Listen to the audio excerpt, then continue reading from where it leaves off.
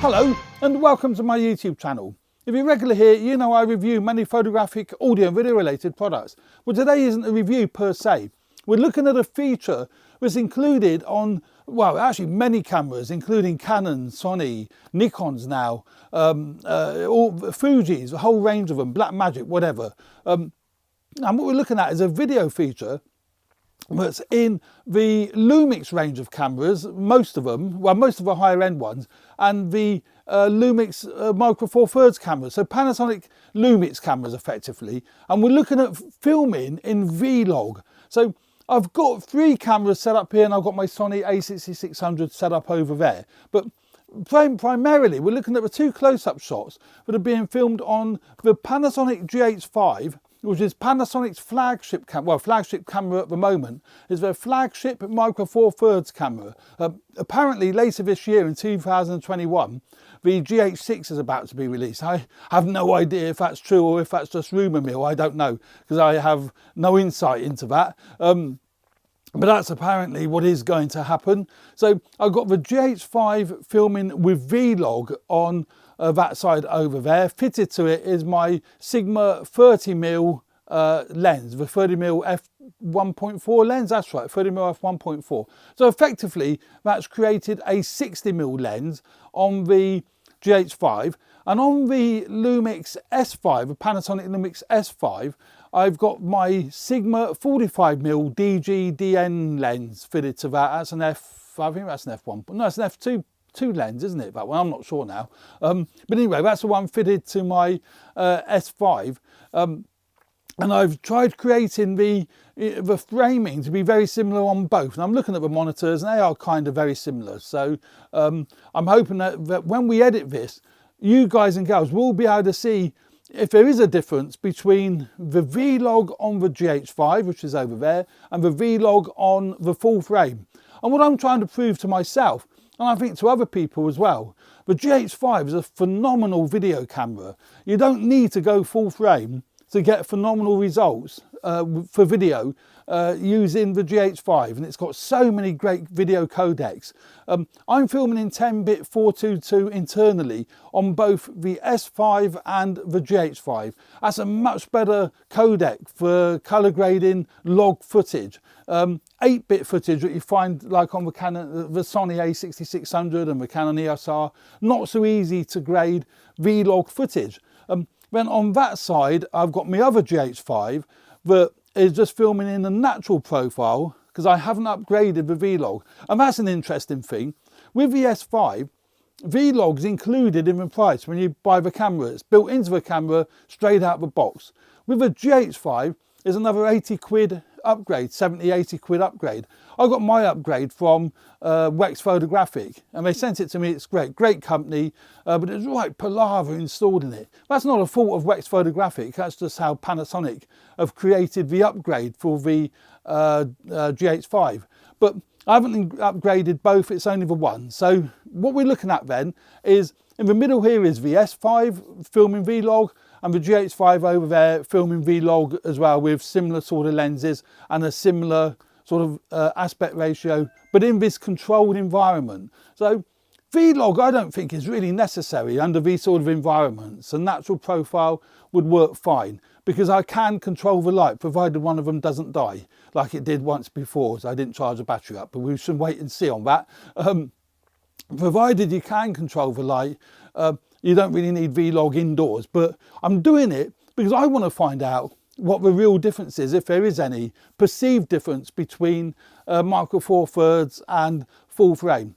I think the only difference we're going to see, if any, is in the bokeh in the background. Because on the full frame, the bokeh should be a bit softer and a bit nicer on the full frame. So what it is on the GH5, because that's a Micro Four Thirds sensor. So, you know, let's wait and see what does happen, if there is any difference between the two. Now, on the computer here, I use Final Cut Pro 10. I've already got it loaded. I've dropped in some vlog footage that's come off the GH5, and it's already been, I've kind of already graded it. Now I use Color Finale for grading. If you look at, let's get rid of that so we've got a bigger screen here. So you can see there, that has been graded. Now, because it was a really dull day, there really isn't much to look at, because there isn't deep shadows and there isn't incredible highlights. So it's not clipping the highlights and we're not getting crap in the shadows. And I think I've got a cat trying to get in. I have. Oh, come on in. I never let me cats into the studio, but Molly was desperate to get in. So there we go. So we've got, you know, because it was a really flat day, there isn't a great deal to look at there, and it was fairly easy to grade. Normally, Vlog is great in an environment where you've got really, oh dear, Vlog is great in an environment where you've got a lot of contrast. So you've got a really bright light and you've really got deep shadows. So you want to bring the highlights back down and you want to increase the shadows. And that's what Vlog is great for. I wasn't really able to achieve that on this particular day. But what we have here is, I've already put colour finale on. You see, that's what comes out of the camera. It's a really, really flat image, a really flat profile. And that's what makes it great for colour grading, because you can bring the, you know, there's detail in the whole picture there because of using Vlog. Now, if we go further forward to, say, this scene here. Now, I haven't done anything with this scene yet. So what you would do, you would drop in colour finale over the image. You don't need to use colour finale, you can do it manually. Or you can download 3 LUTs off Panasonic's website to be able to do it. And a LUT is basically, it's called a lookup table, but it's basically a method of actually, you know, adjusting the Vlog footage. And if you start with a LUT, you know, you're off to a good start. So what we have here, once you've dropped, let's say I'm using colour finale, I want to make sure it's not set to video. It's set to assume that it's a log profile. And then what we can then do is, using these scopes here, I'm able to adjust the brightness, colour, contrast, and all that kind of malarkey. So I tend to take the saturation right down. That's based on, it ain't gone down. Why ain't it gone down then? Where are we? What are we looking at here? Ah, this one. Right. So, what we do, we take the contrast right, we take the saturation right down, and then I can adjust the contrast looking at the scopes. So I want it to be up to around about 100% and down to 0 for the shadows. So the highlights up to about 100. So take that up to about there. And then pivot, I believe, is the midtones. And I think that looking at the midtones needs to be somewhere around about there. And then we can bring the saturation back up. Don't want to oversaturate it, something like that. And that's a really good starting point. I did manually white balance when I actually filmed these scenes. So I shouldn't need to adjust the white balance. The white balance should be fine. And the skin tones should be pretty good. I can make minor adjustments. You can make major adjustments if you want. But so now that if we go to full screen, that should be pretty decent. Now, it looks actually pretty decent. I do need to bring the highlights down a bit. You can see they're clipping on the roof of the shed there. But now when you play this back, it looks really soft and everything looks out of focus. That's purely because I'm editing with proxy files as opposed to the raw footage. I always edit with proxy files. It makes editing a lot faster, a lot easier. And then I render it out as a proper full resolution video. But when you pause it, it does sharpen the image up beautifully. And you know, if you look at the autofocus, although this isn't really an autofocus test, if you look at the autofocus, the GH5 and the S5, its autofocus is great. Now, I'm not moving around a lot, and that's where the autofocus really does suffer on the S5 and the GH5. If there's a lot of activity going on within the scene, that's where the Sonys and the Canons will always be a lot better. But the autofocus is absolutely great.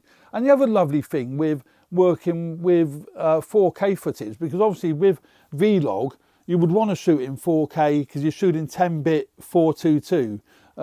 So with this, I can actually, say it was that scene there, I can crop that in so much tighter if I really wanted to. So, you know, I've already done a crop on it, so you can see there.